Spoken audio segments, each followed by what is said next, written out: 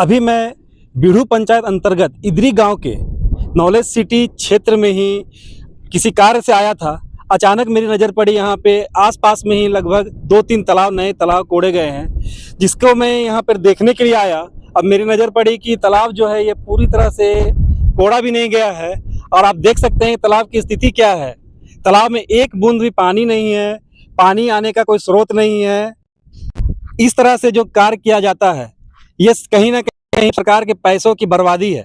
आप देख सकते हैं कि यहाँ से करीब 100 मीटर भी नहीं होगा, उस जगह पर भी आपका एक बड़ा तालाब कोड़ा गया है। उस तालाब की स्थिति भी है कि तालाब तो पूरा कोड़ा भी नहीं गया है, पानी की एक बूंद भी नहीं है, जिससे किसी यहाँ के लोगों को किसी तरह का भी कोई लाभ नहीं हो पा रहा है। आसपास में 2-3 तालाबें मछली पालन और सिंचाई के नाम पर खोदी जा चुकी है, पर साल 2 साल बीतने के बाद भी अभी तक इन तालाबों में एक बूंद भी पानी नहीं है। ये तालाब खुद एक एक बूंद पानी को तरस रहे हैं, तो ये क्या मछली पालन और सिंचाई के काम आएंगे? तालाब भी महज 5-6 फीट ही खोदी गई है और तालाब की मेड़ को मिट्टी से भरकर 15 फीट कर दिया गया है, जिससे देखने पर तालाब की गहराई काफ़ी दिखाई देती है, पर हकीकत कुछ और ही है।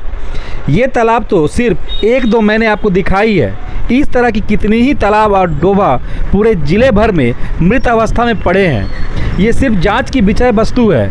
कई तालाब और डोभा तो अपने अस्तित्व की लड़ाई हार कर ज़मीन में ही विलुप्त हो चुके हैं। और इससे ये कहा जा सकता है कि सिर्फ सरकारी पैसों की यहाँ बंदर बांट की जा रही है और जिस जगह पे तालाब की ज़रूरत है नहीं है वहाँ भी तालाब कोड़ा जा रहा है और तालाब पूरा नहीं हो रहा है। इसका पैसा भी निकाल लिया जाता है और जो यहाँ पे इसे सर्वे करने आते हैं वो क्या देखकर पैसा फंड पास करते हैं, ये भी एक जांच का विषय है।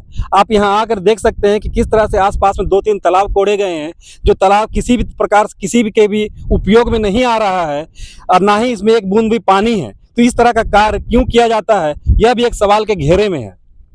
मैं नवनीत रंजन, रिपब्लिक झारखंड, खूंटी से।